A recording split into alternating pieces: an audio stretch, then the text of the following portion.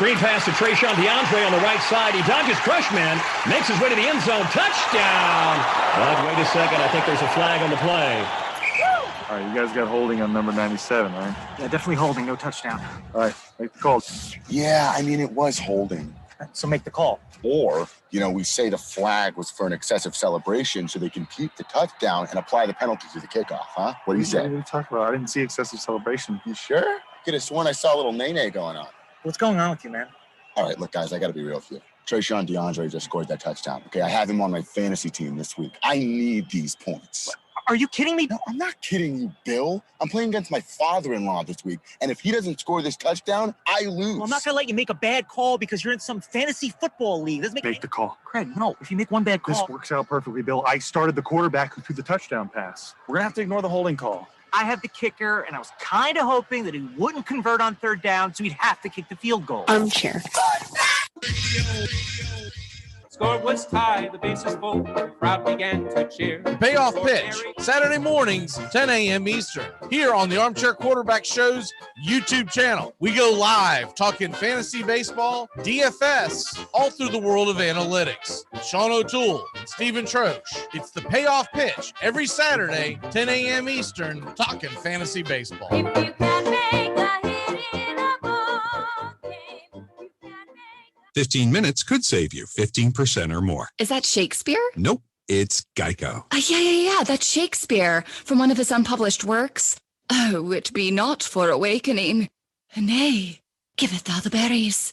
For 15 minutes could save you 15% or more.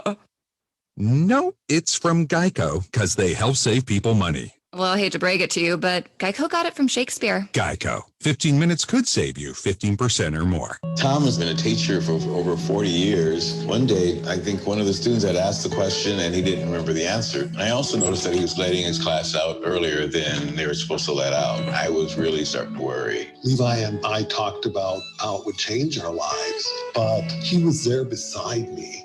When something feels different, it could be Alzheimer's. Now is the time to talk. Visit alz.org/ourstories to learn more. A message from the Alzheimer's Association and the Ad Council.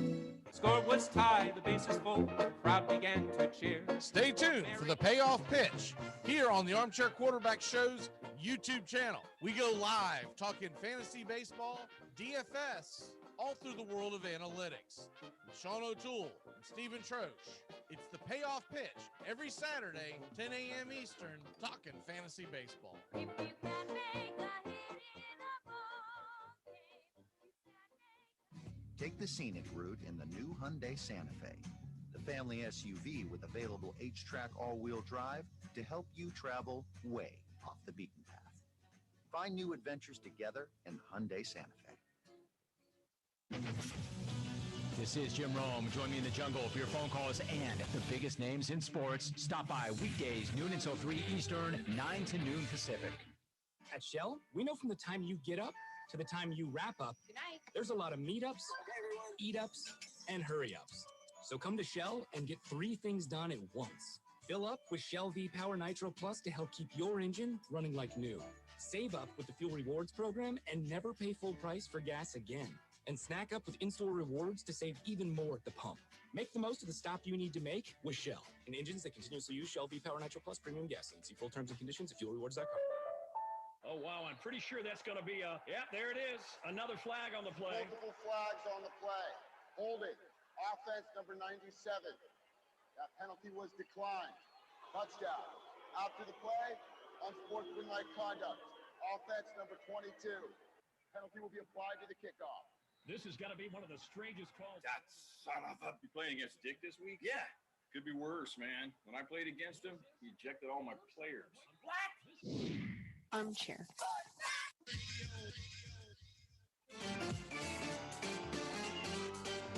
The Armchair Quarterbacks on YouTube Live, covering the AFC South and NFC South along with the rest of the NFL.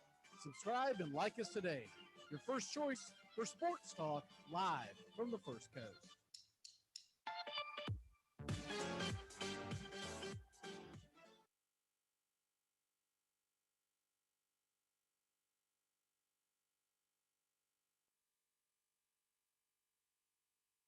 Add that up and you get 1092. divided by 3. 364. That's what we're looking for. Three ball players whose average OBP is 364. His on-base percentage is all we're looking at now. And Jeremy gets on base an awful lot for a guy who only costs $285,000. Why do you like him? Because he gets on base. Armchair.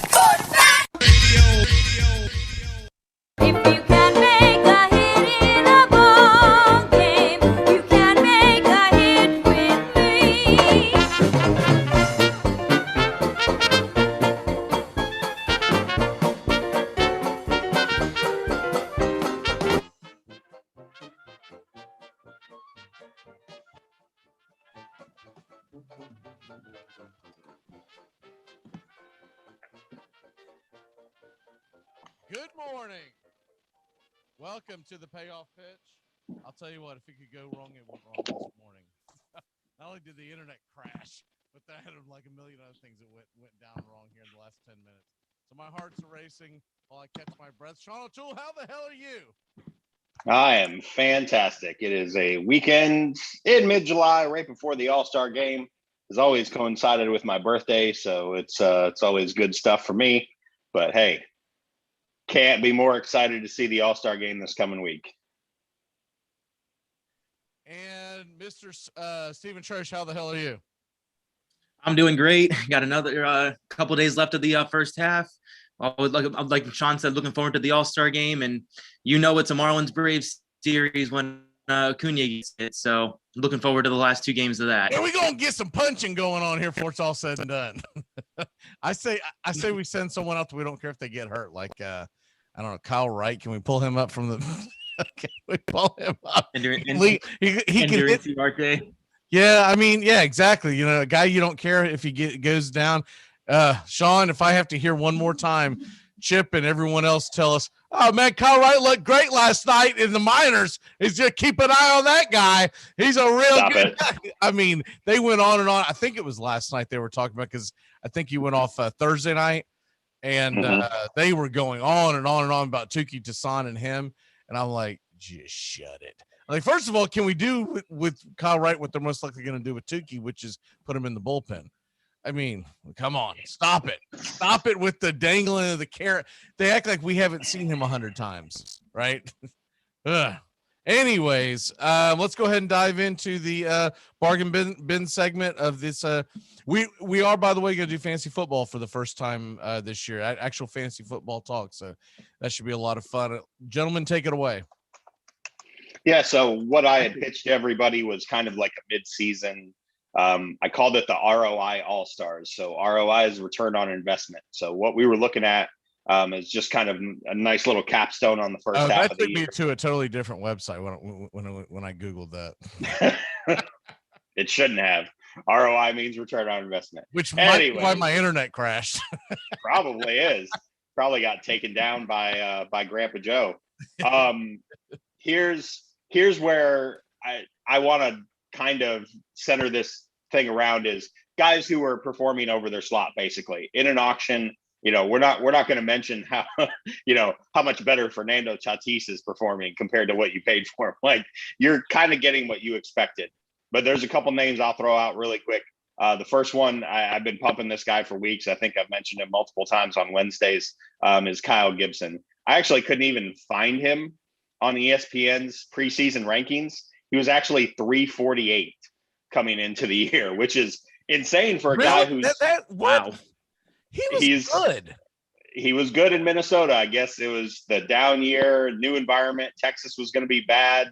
I don't know for sure, but he is always someone who struck people out, even when he was in Minnesota at one season, 2016. Put that list together, Matthew Berry. I mean, what the hell? I don't know. Probably Tristan Cockcroft. Who knows?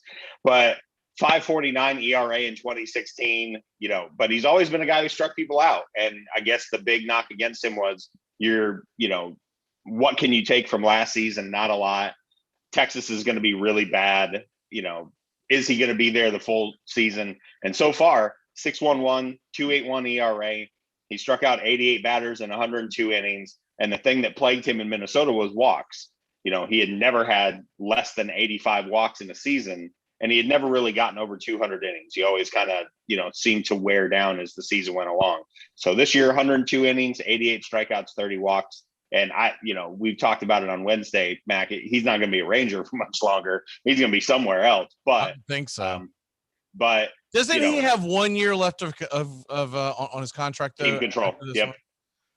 1 year after this. It'll be interesting. The only caveat that I will say about that is Texas with their new stadium. It's going to be really hard to sell tickets next year if you just completely get rid of every good player. But yeah, I totally get. It really comes down to what their asking price is going to be. Yep, 100%. The other one I want to mention really quick, and we've talked about this guy several times. I don't know how likely it is to continue, is one Cedric Mullins of the Baltimore Orioles. So some of the advanced numbers really, really favor him. If you bought on him, especially if you bought low, you've just gotten way more than you ever could have hoped for, in this season. 315, 382 on base, 545 slugging, 928 OPS. His outs above average are in the 97th percentile. His whiff rate is high. I'm surprised he doesn't have more strikeouts because his whiff rate's 83%, which means, he does swing and miss a fair amount. This is another guy that I don't think is being talked about because, Baltimore is still 2 years away from being 2 years away. Rushman's not up yet, and the arms that they have, while promising, are all in single A. So I wonder if they'll sell on him because he is 27. He's been in the Baltimore organization his whole career and had never really put together a season like this before. But I went back to look at his preseason rankings. He was outfielder 142, down with some very ignominiable names like Jackie Bradley Jr. and people who were hitting like, Shingo Akiyama. And he is way overperformed that slot. He is currently outfielder 47 at the midway point on Yahoo. He's somewhere around there on ESPN, and has really produced at an extremely high level. So those are my return on investment all-stars. Again, if you'll find some finds always in the dollar section. But these are two guys that if you got them both, and I do have one league where I have them both, I'm like, whoo, that's, it's a lot of stress relieved when you can get that kind of production out of $1 guys. Who did you like, Steven, that you took a bargain dive on this year? So, ironically, two of mine are. When we talked about this, we were going off of auction value, and that was kind of the main driver. So, I went to our auction league just to kind of see what most of these players went for, and kind of all that. And two of my guys are in the last 20 picks of our draft. And the caveat, my favorite part of this, both of these guys were selected after Dave selected Drew Smiley. Oh, so first one is Jesse Winker from Cincinnati. He was selected for $1, pick 231. That's 9 picks for the last pick in the draft. And I will say he has been one of the biggest ROI, for me, our ROI all-stars this year. So far, he's a top 20. He is the 20th best hitter on the year. You could argue that's the biggest without any other argument. Yeah, that's the biggest. I mean, he's just killing it this year, batting 300, 384 OBP, 545 OPS, only striking out 17% of the time. He's got a 398 WOBA, 149 WRC plus. He either would get on base at a high clip or he would show some power. He was never able to really put that together, but this really seems to be the season. So, I mean, on top of that great stat line, he has 19 home runs, 50 RBIs, 56 runs batted in. Not much stolen base potential, only one stolen base, but I mean, you basically got Jesse Winker for free at the end of drafts, and he is a top 20 outfielder, and he's showing no signs of slowing down. I mean, you look at all the expected numbers, like I mentioned in his stat line before, 300, 545,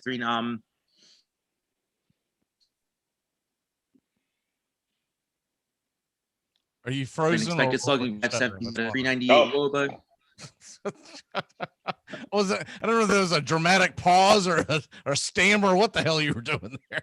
I lost my breath for a second. Sorry about that, but okay. So excited. He's matching. He got so excited when he said the words Drew Smiley. He got really excited. I guess so, man. Okay. All right, but no, for like that's all for Winker. And another guy, I'm going on the pitching end of the spectrum here. Selected 223 for another minimum bid of $1. Freddie Peralta out of Milwaukee. He's got 93 innings this year, 129 strikeouts, as opposed to 42 walks. That's a 36% strikeout rate. The walk rate at 11% is still a little bit high, but when you're striking out guys at basically a bump this year, I think you better people will let that slide a little bit.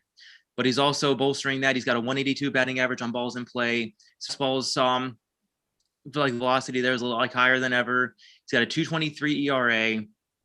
He's got a field independent pitching. He's got a 3.11 there. He's backing it up with just all around. He has, all the attention this year in Milwaukee has really gone to Corbin Burns and Brendan Woodruff. But it can almost be argued, especially with Burns's struggles the past few weeks, that Peralta could be the best pitcher on that staff this year. And like I said, he was going just like Winker. He was going for free at the end of drafts this year. You really cannot argue with that kind of return. I got one for you. Austin Riley went for $1 in our draft. He sure did.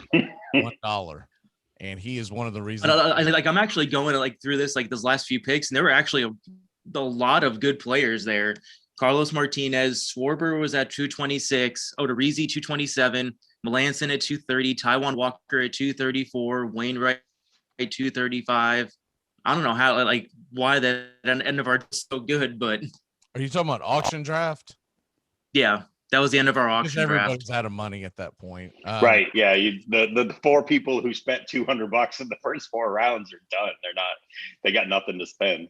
Right. And anyways, Austin Riley, I might have missed out on Winker, but Austin Riley is one of the reasons why I'm in first place. Pew, pew, pew, Yep. pew, by 3 games. So there you go. That. I also noticed over in the other league, in the Dynasty League, because I was curious, because I have Winker, and I was wondering, well, when the hell did I get him? And I got him this yeour actually got him on waivers, and nobody picked, and no one put a claim in for him. Our Cincinnati Red Doug drafted him. I believe this year. He drafted him with the 3rd pick in the 12th round, which means he was most likely a keeper. I believe that's how it's being done. Yes. Because we kept 15, so I think that's what it's trying to tell me. I'm not sure if it's talking about actual drafts. But anyways, he dropped him April 15th, and then I picked him up 11 days later. No one had him. And by the way, that team's in first place too. All right. So to put a nice cap on it, we all need to take one guy that we are disappointed in. So I'm going to start, and I was actually going to take one of 2 guys because they're equally disappointing. But can I put something out here because I find this interesting? Sure. Same scoring. I know you're not in this league, Sean, but it's the same scoring system. Joey Gallo was on the free agent market from April 14th till July 2nd. That's insane. That is insane. It's because everyone in our league gets fixated on you get 3 pickups a week, and they get fixated on what starting pitcher they're going to add. Sure. Stream. Yeah, streaming. Yeah. And I've noticed that. I was like, man, if you can get yourself some wins early on and not really stress out about that and get a decent lead, you can improve your lineup. And Joey Gallo, look, I get it that he's got a low batting average. He's got 23 home runs. Now, right. He plays for the Rangers, so that's why 23 home runs only has 51 RBIs. But that's ridiculous. With Gallo, it doesn't matter as much in our leagues, but as he strikes out so much that in leagues that where strikeouts count, he can really kill a lineup. Yeah, in leagues where strikeouts penalize. Right. Well, what I'm referring to is that he's in a points league, and I would love to go sit here and go through. I'll tell you a guy who did not get a return on investment is the gentleman that kept Cody Bellinger, who's at 182 with 3 bombs. 15 RBI, and it's July 10th. Oof. And I can't kill someone for keeping him. I mean, who the hell wouldn't keep Cody Bellinger, especially after what he did last fall? But you're like, what? Man, I would be walking up some bridges and thinking about how I'm going to get down them. I'm going to tell you right now. I mean, a lot of that was injury, but still, no, I definitely Still agree. 182 and 3 being bombs. drafted that high. Whew. Yeah. I mean, that's bad. That's bad no matter how you look at it. Oh, I know. But no, piggybacking off of that, one guy pretty disappointed in is Kenta Maeda. He was being drafted as the 18th starting pitcher. And between Indy and whatnot, he just really has not looked like himself. His strikeout rate is down 24%. It was 32, 27. That's how previous bad couple years. I don't remember which league, but I saw his name pop up. I was like, ooh, someone's taking a chance on that guy again. I mean, he looked like for a while he was gonna be the ace of that Minnesota staff, but I mean, 4.66 ERA in 67 innings last year, wasn't he? Barely striking out. Yeah. I mean, no, he's had injuries, but I mean, one thing that's really sticking out to me is his fastball velocity has gone down year after year. 2018 in Los Angeles, it was sitting around 92. Actually, almost got grazed a little bit in 2019, but now he's barely tracking 91 here. And I don't see it getting any better. I just were using spider tack too, huh? And they want to talk about banging trash cans. That's what I take from that. Yeah. Dirty bastards. All right. Speaking of trash cans, my disappointing player is someone I kept in our rotisserie dynasty and have gotten literally very little, almost zip from this year. And that is one Mr. Alex Bregman, he of the previous trash can bangers. He's been hurt a lot, but even when he hasn't been hurt, there's been very, very little power to speak of. Only 7 home runs and 34 runs batted in a pretty good lineup in 229 at-bats. His OPS is down almost 400 points from 2018. It was 1178, 787 this year. His slugging is down 200 whole points from 2018. Again, I'm not saying it was all the trash cans or the buzzers, but for as much as Altuve is maybe proving some people wrong who think it was all the trash cans and the buzzers because they're watching him and he's hitting just great, Bregman looks like a completely different player. He looks more like what he was like, when he was drafted out of LSU, where they just thought he'd be a contact hitter. And then he suddenly found all this power in 2018 and 2019. And if that's what he is not the third baseman, in the top 5 of shortstop or third baseman available. There are better names. He's been a huge disappointment, even when he's been on the field, which this year hadn't been a lot. I got one for you. And this is our 15-man dynasty league, Steven. Yeah. He was right at the end, and I couldn't decide if I wanted to keep him or not. And now granted, he's hitting 361 with 4 home runs. But he ain't played hardly any. And that's Alberto Mondesi of the Royals. That dude will not stay on the field. He is made of paper mache, I'm convinced. He's 108 pounds. That doesn't help. He weighs nothing. He had an oblique injury. It's got to be 2 months ago now. Yeah. If it's not oblique, it's something with his ankle. But this guy, when he's on the field, phenomenal. But he's really making me regret him every single year. I don't have him in my keeper leagues, but I picked him up in a redraft, and yeah, I regret it massively. I'm in last place in that league, so that should all his fault. Yeah. Why not? I mean, granted, not having Mike Trout for basically the entire first half has sucked, but you don't regret keeping him because you know what Mike Trout's going to do long term, right? But man, oh yeah, I mean, like, even when he was healthy this year, he was arguably the best player in baseball once again. I forget who it was that I dropped recently, but I was thinking to myself, I don't know, is he someone you might want to keep? I go, hell, I don't even want to keep Mondesi next year. When I'm done holding on to these guys. I'm like, oh, maybe one day they'll find the fountain of youth and not get injured for an entire year. But yeah, that's yeah. By the way, Zach Thompson, is he just got the flu or something, or is that COVID? Because it said that he yesterday. I haven't seen too much of that, but I actually, good thing you brought that up. Like I was going through the leaderboards last night trying to figure out who my pitcher was, who's really impressed me. And I know it's been a limited sample size, but Zach Thompson was at the top of almost every single leaderboard, K rate, the ISO, not ISO, ERA, the Sierra, FIP. I mean, he's killing it all around. It was basically him and DeGrom. Yeah, But I made it up a couple of weeks ago, and in fact, we were talking about it. I think it was on this show, and I was just like, what's the worst that could happen? I look at his stats, and I see that he's a strikeout guy. I'm like, we'll see what happens when they stretch him out. But it was 2 weeks. It was 2 weeks ago. Trosh mentioned him in the DFS segment, and I went, who? And I watched him pitch against the Braves that day, and I was like, okay. He's got some stuff. He's got a live fastball. I've got a lot of Marlins pitchers on my staff, man. I mean, you could do a lot worse than having Marlins pitchers on your staff. They keep going after Acuna. Maybe I'm rubbing off on them. I think they're misinterpreting. I want them to go after Kranitz or Snicker. Can you throw at one of those idiots? The funny thing was, before the season, the deal with Miami was all you heard about was Sixto. And he may not pitch until 2023. He's gone. Yeah. So now you've got Rogers, Alcantara, Lopez, Thompson. They're all good. All of them. Dude. So good is an understatement. They still have 3 or 4 more in the minors. I think Rogers' ERA is sitting somewhere around 2.22, something like that. Because I've got him in filthy, and nobody is watching him. He is filthy. I think I have him in all 7 of my leagues. And I was when I picked up Thompson, I was like, hell, maybe he's another Rogers. Who knows?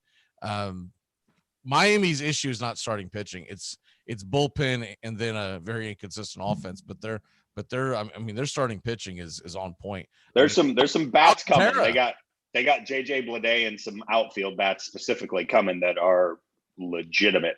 But yeah, we'll see what they can. They just do got in the Jesus bullpen. Sanchez up. Yeah, I saw they just brought Sanchez up too. It's woo. It's something. He's done. He's going to Mike Soroka land, where like you hope he's back by the All-Star break next year, but you really don't know. You don't know if this is going to become a chronic thing with him or what. But anyways, I didn't mean to interrupt. I just No, that's good. This is kind of a mid-season thing. We're kind of recapping a lot. I mean, I've caught a lot of their games, not just by virtue of being a Braves fan, but I mean, I've happened by as they've been on. Aside from the Giants, there's probably no non-Tigers or non-Braves team I've watched more. And Alex Reyes, that guy's got 20 saves, but about 19 of them came before May. They don't win any games anymore, man. Like you have Alex Reyes. Oh, he's got a 1.52 ERA. That's great. He's got 41 innings and 51 strikeouts. That's great. He's got 20 saves. That's great. But the majority of those points were made at the beginning of the season because he's either in non-save situations, which he does not respond well on those, or he's coming in games where they're losing and he doesn't respond. He responds a little better when they're down and they put him in than if he goes in. He's got a 4-run lead. He's going to make it a safe situation before it's all said and done. It's boy. Cardinals. It's rough, man. Cardinals are bad, and I can't believe that because they look like the best team in the division May 1st, and now that I don't even know if they may be the worst team in their division right now without Flaherty. I don't think you've seen enough Pittsburgh's games to say that, but I saw 3 of them this week, and they lost. The Braves lost 2 of them. I've seen enough of the Pittsburgh Pirates. I'll put it that way. I did that on purpose. I was hoping you wouldn't take the bait. All right, I know we have to get into DFS, so one more really quick name I want to mention because this guy's not going to be. I don't think he's going to be in his current uniform much longer anymore, and he is completely under the radar. Is of the aforementioned Pittsburgh Pirates, one Mr. Brian Reynolds, who I think for sure is going to be a Brave. By the way, Michael just chimed in. He got Shohei Ohtani in one of our leagues. I don't know which one it is. After the draft for free. So did I. I picked him up in our dynasty league. As a pitcher or hitter? I got him as a batter. He was just sitting out there. I'm pretty sure. Yeah, batter. Yeah. Wow. Yeah, no, that right there takes the case. I mean, that's more believable because as a pitcher, everyone was drafting him because Right. we've seen Yeah, what there he wasn't did. as much attention on him as a hitter. I mean, That's a damn good ROI right there. You paid nothing, And I still somebody don't gave you a believe in him check. because I still think he's injury prone. But man, ride that till it dies. That's impressive.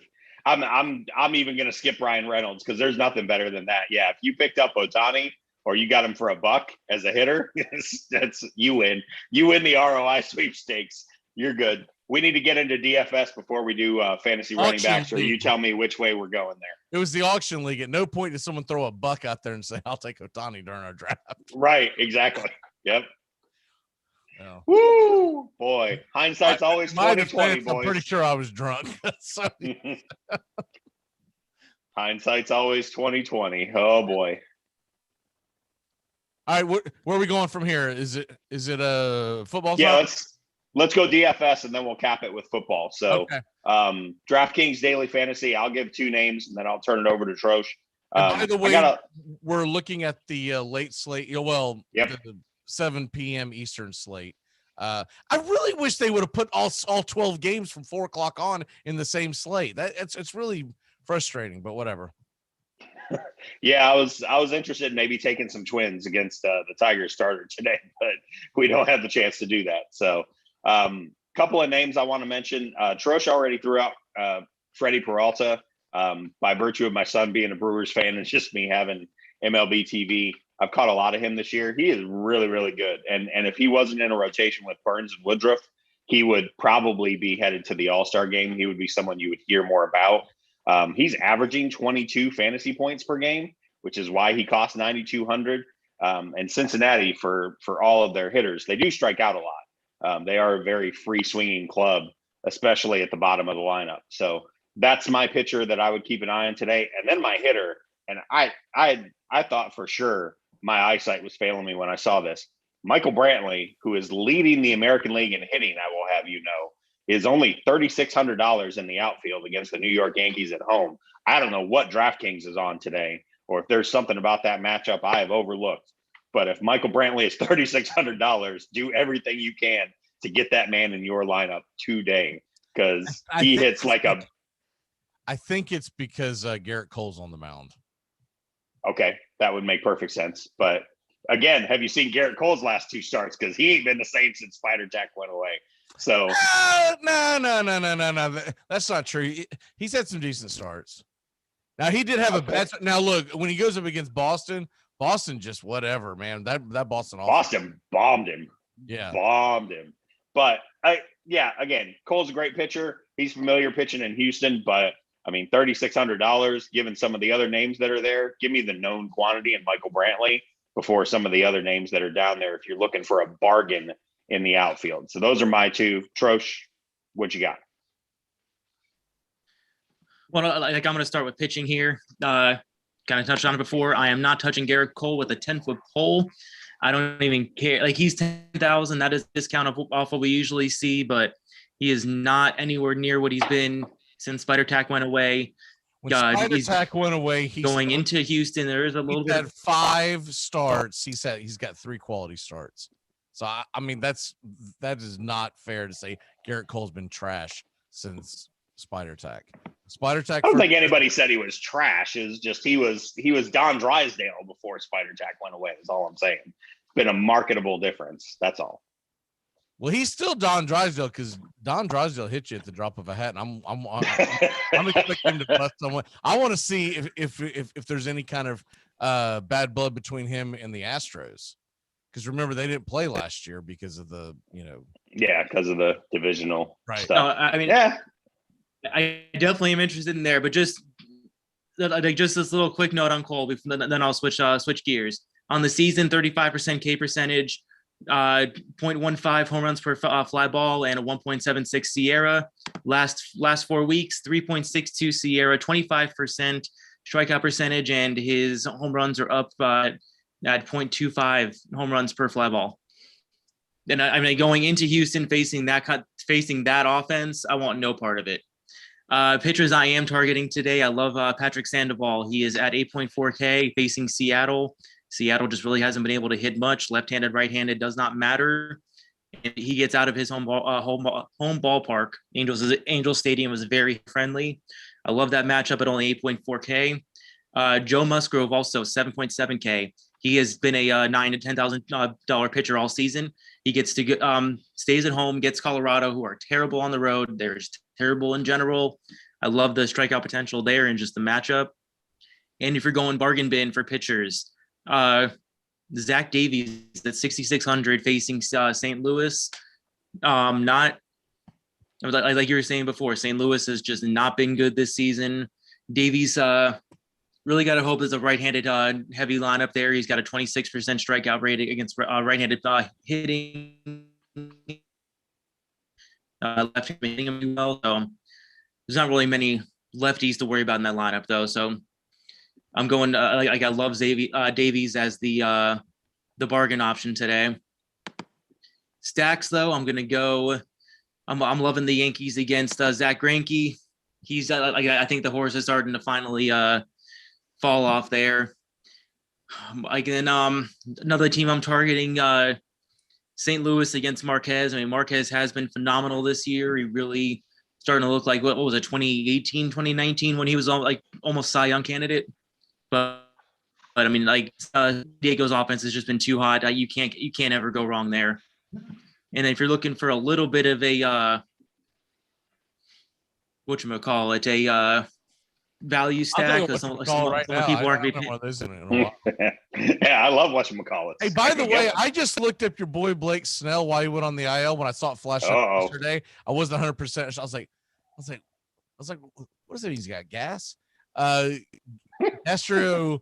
I think it's pronounced gastroenteritis. Gastroenteritis. Do you know what that is? I've seen the commercials for it. I've seen it. It's basically the Green Apple Quick Steps. How bad's his diarrhea has got to go on the 10-day IL, man? That's kind of scary. Yeah. I mean, not to make light of it, but look, as you get older, we all get, issues, right? Well, man, you gotta go. If you gotta go sit on the can for 10 days, woo! You might want to think about surgery, man. That'd be scaring the hell out of me, because, dude, you've got the run so bad you have to go to the injured list. Wait, what? And then they leave the room. It's like, am I not going to get to see a doctor or something about this? Hey, you'll be fine. Take some Pepto for 10 days. Oh my God. Scary, man. It's like, wow, 10 days. Yeah, that does not sound fun. I feel like he's missing out a perfect opportunity to be a spokesman for something. Right. Yeah, he should definitely be in a commercial. If he comes back and drops his ERA in the second half, he comes in. Take Pepto Plus. Blake Snell's on the cover, with a know I'm saying. I gotta say, when he comes back saying he's the regular 5th day starter is going to take on a whole new meaning. He's got to be on the IL for that. He's just looking to be regular again. Right? Like, oh my God, that poor guy. We'll wrap. I've never heard of someone going on the IL for this. I've seen it flash up like in the years where they'll miss a game or to get pushed back, but to go on the IL. Woo. Doggy. Not what you want. I'm going to agree with Trosh on the St. Louis Chicago game. Ha-Sung Kim has been horrible his last handful of starts and just doesn't look like he has any confidence. So, you can get Wisdom at a bargain. You can really probably get Brian at a bargain. That's going to be a high-scoring game tonight. That's going to be a high-scoring game, yeah. And Davies is a soft tosser, and the Cardinals have seen him a lot. So, I mean, Edman, Carlson, Yachty, Goldschmidt, all people you can put in your lineup for sure. All of them. Yeah. All right. Are we good on that? Can we finally get to fantasy football? Yeah, we can. Yeah, baby. I've been waiting for this. All right. So let's go ahead and dive into the fantasy football. We'll be doing a little fantasy football every single week as we what are we like for all intents and purposes about 7 weeks away from most people's drafts. So looking forward to the. I'm sorry, do what? I'll say like we're about 2 weeks away from training camp. Well, yeah, it's here. Yeah, that too. But I'm talking about in the world of fantasy football. I know. You know, most of us don't pay attention to any of that. We just go, you know, checking the IL, checking the, you know, the depth chart. And here's Ed Werder at Cowboys camp. Who gives a damn? All right, let's go. So we're gonna do running backs today, and I'm just basically calling this coupon clippers. And what we're looking at is if you look at where most guys are going to be drafted this year, and you're looking at their value, and I'll just run them off real quick. I got this particular one from Fantasy Pros. This is based on a $200 budget. Okay. In your typical league, Christian McCaffrey's going for $71 this year. I looked at another one at 69. They're all pretty much the same, but $71. Dalvin Cook, 65. Derrick Henry, 62.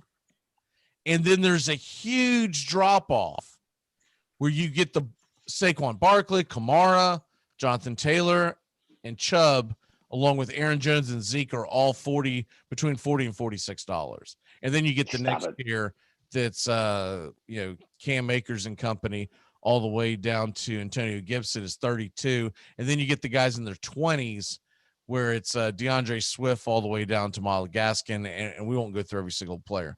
But Steven, I'll throw it to you. Give me a coupon clipper where you're like, look, dude, I don't know if I really want to spend that much money on one running back. And so maybe I'll save the money. If I give you a total of what's fair, $85, we'll say, are you more likely to grab a couple of the 40s, or do you want a Dalvin? Do you want a McCaffrey, whatever, and then pair them up with someone down on the low end, like I can't believe James Robinson's only $9. But you know, Raheem Mostert, or you know, Travis Etienne is going higher than James Robinson, by the way. Based on what? I guess because he was drafted by the new coach. But unless you're going, is this a full PPR? No, this is standard scoring I'm in. That is the only reason why I would think that ETN would be more valuable than Robinson. Oh, like especially in a standard league, it should be James Robinson like 300 times out of 100. You covered them specifically in fantasy last year, Steven. I mean, does this not shock you? Yeah, I don't get it. I don't know. I mean, I know we're going to have a couple of weeks of it's rookie fever. Okay.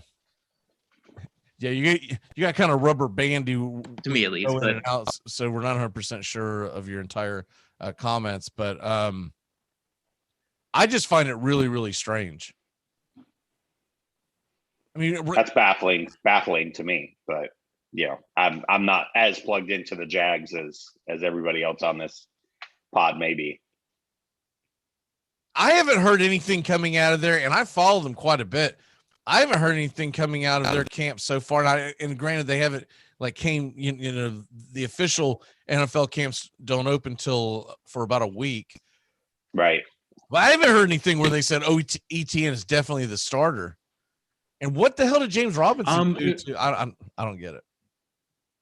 I think it's more that they're already trying to get ETN work in the passing game, to get him work as a receiver. He's going to be more like not as a running back. He's going to be more like a utility type player where he's going to line up all over the formation. He's going to be on the field. I think we'll see a lot of 2 running back sets.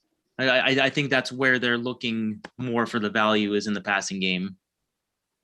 Well, maybe I'll be wrong, but I still feel like because of that gives Robinson more value, because you know where 100%. Robinson's going to be. He's going to be in the backfield touching the ball. A lot of times ETN, it sounds sexy and it sounds exciting, but what's going to happen is he's going to be a decoy half the time, or he's going to run the wrong route because he's a rookie or whatever the hell is going on. And meanwhile, back at the camp, he's going to be blocking for Robinson, and last time I checked, blocking doesn't get you any fantasy points.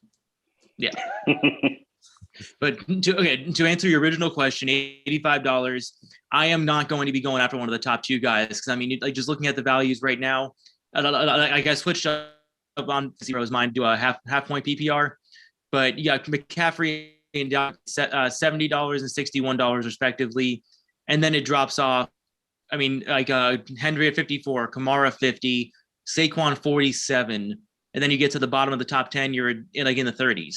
Give me people in the bottom half of that top 10, like between 6 and 15, where you're spending between, I'd say 35 and 45.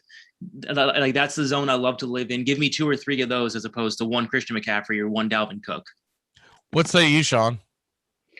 Yeah, I'm not a big spender on that position because there's always value to be found between 15 and 25. So just 2 names and, just kind of some stats to back them up. This will please Trosh, but I'm a huge fan of Myles Gaskin. The only thing that really concerns me about Bowles' system there is, there's still a lot of Todd Gurley sniffing around that complex. I think they're eventually going to sign him, and I'm worried about his third down touches there. But he's a name I'm really, really big on. And if given the option between spending top dollar on a McCaffrey, a Cook, or a Henry, I would much rather underspend on a Cam Akers, who's someone you and I both liked a lot last year. And even though he was disappointing early and Darrell Henderson took a lot of the touches, you saw later in the year what Akers was capable of. And he ripped off a bunch of top 7 running back weeks in the final 6 weeks of the season. That's a guy I really like. And don't sleep on Antonio Gibson. I know his value is somewhat mitigated by the fact that J.D. McKissick led all running backs in fantasy catches last year. So if you're in a PPR or a half PPR, Gibson maybe isn't as attractive as McKissick even in his own backfield. But I really like Boogie Gibson. His production last year was extremely consistent with his final year at Memphis when he was one of the top running backs coming out. So I'm just not an overpay guy when it comes to the top of the running back class. There's always 2 to 3 guys you can get for the same price as one McCaffrey or one Dalvin Cook. And don't get me wrong, those guys are great, but you're always one hamstring injury away from that money being flushed down the toilet, which is what happened to him. You better handcuff him, right? Yeah, you better handcuff him and hope nobody steals that handcuff. Right, exactly. If he's banged up at all going into the draft, then you're going to have to be really aggressive to go get whoever we're talking about, go and get his handcuff. I don't think it does you any good to handcuff Derrick Henry because if he gets hurt, they're just going to abandon the running game. They're going to, here we go. Julio Jones end around. Let's go. AJ Brown end around. Right, Here we go. Exactly. Some of the guys that I am interested in, will they take the next step as a guy like J.K. Dobbins? And then the one that here's the one. And then we got to jump off and go. Najee Harris is going for 35. Does that sound about right for y'all, or is that a little too steep for a rookie? I'll go first. I mean, there's a lot of recency bias on rookies based off of what Jonathan Taylor did last year. Pittsburgh likes to run the ball, and I mean, they're going to trot out, the fat corpse of Ben Roethlisberger at quarterback, apparently. So, I'm not paying $35 for him, but I can see why somebody would. For that same price, for that same price, you could probably get Miles Sanders and, Raheem Mostert or ATN or, Melvin Gordon. I would just double down on value. I would need to get burned by it before I'm good with taking that kind of money on a rookie. I'm not there. That's not my strategy, but I'll let Trosh answer. No, I mean, in general, no, but I mean, Najee Harris, I mean, he is going at least in half point PPRs, 13th running back at $37. That is something I mean, he's sandwiched, just to give people context, he's sandwiched in between Mixon and Austin Eckler. I mean, it gets a tough group, but he is one of the few running backs that has overall RB1 ceiling in his profile. And that's too hard to ignore. $10 higher than Chris Carson. Yeah. I'm That's not nuts. saying that he doesn't have the talent. I'm saying, dude, he's a rookie. Right. And They may give him 350 carries this year. You never know. And then, of course, the most infamous rookie going to be good for, I guess this is 5 years in a row now. Miles Sanders is sitting there at 20. He could be another Miles Sanders, man. That's my fear, right? I'm like, you go out there and you grab a rookie and you think you know what you got. You don't necessarily know what you got. Big Ben's going to try to go no huddle offense to prove that he's not retired yet. Let's go ahead and hit just a couple of quick questions, and we're going to dive out of here. No baseball for 4 days. Sean, what will you do? What will you do? I will spend a lot of time in my yard dealing with my flower beds and things like that. Yeah, I said that on purpose. Go ahead. Come on. I know you want to. Filing your nails. Yep, while filing my nails. You got it. File your nails before or after the gardening? Usually after. Or during. Usually after. And if so, can we get a picture? Steven, what say you? 4 days of no baseball. What will you do? Sleep, maybe? Yeah, get a little bit more sleep and just get prepped for the second half. I mean, I do have a draft coming up during that break, so it won't be all baseball free. But I mean, it's a little early for my taste, but that's actually kind of fun. Like it's a mid-season draft for that big league Sean and I are in. It's still baseball. Baseball. Okay, I was thinking of football. I'm probably that's what I'm actually going to be doing. Is I think I'm going to start my mock drafts. I haven't done one yet, and this is usually about the time that I'll start fiddling around with it. And then one last thing before we hit it: does anyone major get moved during the All-Star break, Sean? I'm going to say yes. I don't know who, but I think at least one name will get moved during the All-Star break. I would keep an eye on, again, the teams that are completely out of it and don't have great bargaining posture. Think of your Pirates. Think of your people. Maybe in Minnesota. Minnesota's a name to keep an eye on. I don't hear them mentioned enough, but they've got names that they might move, and they're in a rut and completely rudderless at the moment, and looks like they're close to having to start all over and blow it up. So they got a lot of names they could move. Same question to you, Steven. I think we'll see one, but like Sean, I don't know who it'll be. One thing that maybe not during the All-Star break, but one of the big names to keep an eye on is Starling Marte. His contract is up at the end of the season. There's been a lot of trade rumors with him. He is in a pretty decent slump right now, 3 for 26 with 11 Ks, but he should be a pretty hot name on the trade market in the next couple weeks. My guess is Adam Frazier gets moved along the lines of what also at Pittsburgh. That's a good one. There's just too much. I can see it. There's too much smoke around that fire. I feel like Adam Frazier is going to get moved because the one thing if you can get a good return, you also jump in front of the line before people start giving out all their prospects to other folks.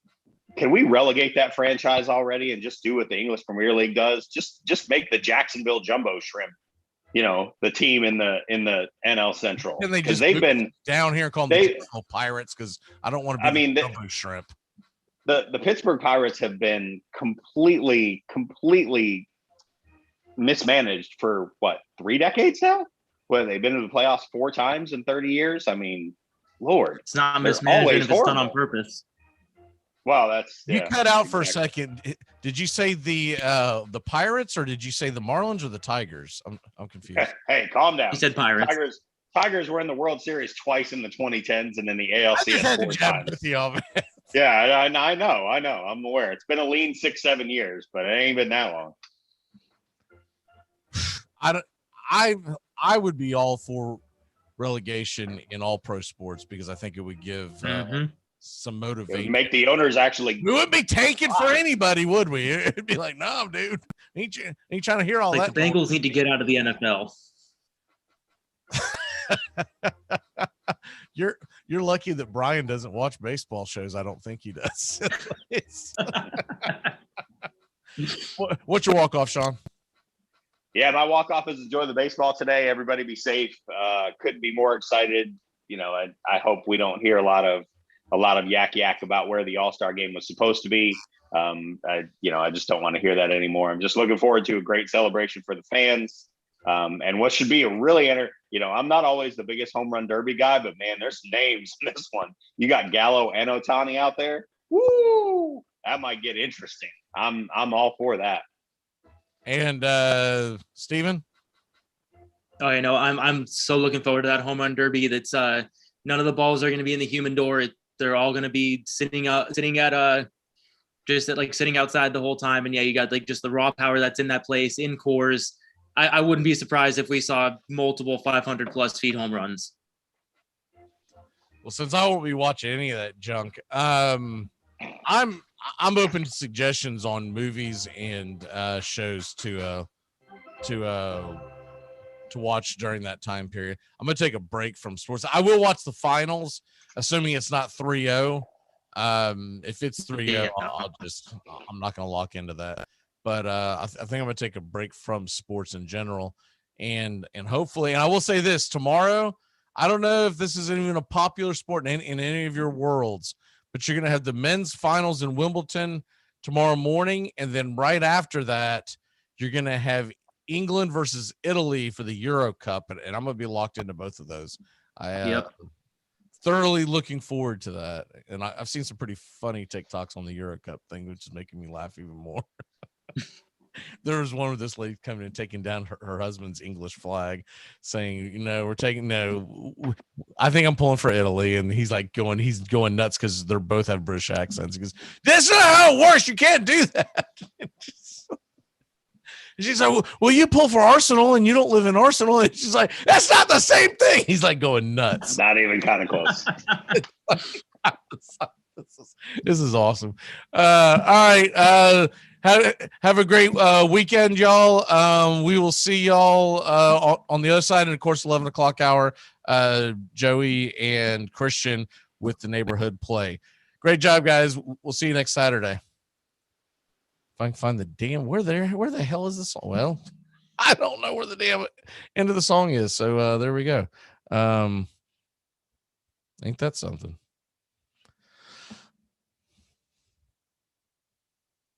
If you